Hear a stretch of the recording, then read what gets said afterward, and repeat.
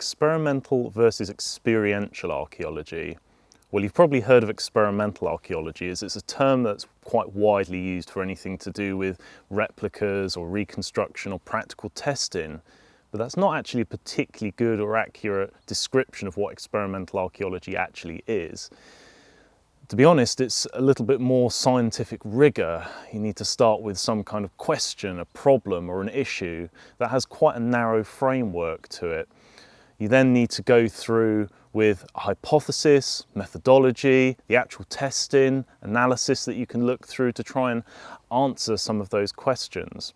A bad question would be something like, are Neolithic stone axes effective?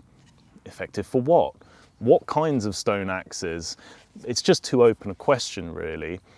But if you have a question that has multiple facets, then they could be side questions that could be answered in their own way. That's absolutely fine, but you don't want to be stuck in a situation where you're continually having to answer questions as you go through the process.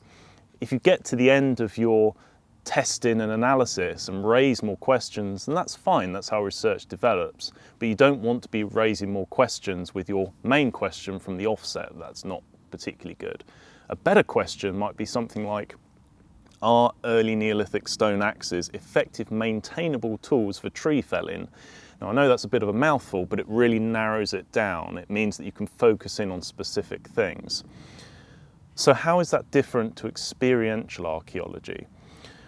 Well, the two often come together and they often are seen to overlap. Experiential archaeology might be something that you or I can be involved in. It might be me giving a flint knapping workshop, or it might be you coming on the flint knapping workshop, because we're both experiencing a component of archaeology. But that can feed into experimental archaeology, because in the teaching of something like flint knapping or bronze casting, I might be learning something about the process. And that's a way that different facets of archaeology can work together. And I guess for someone like myself who goes through both the experimental and the experiential side of archaeology, I don't particularly value one higher than the other. They work together quite frequently. And the important side is not working out that one is more important than the other. It's working out that the difference is important and seeing where the two different things can work together.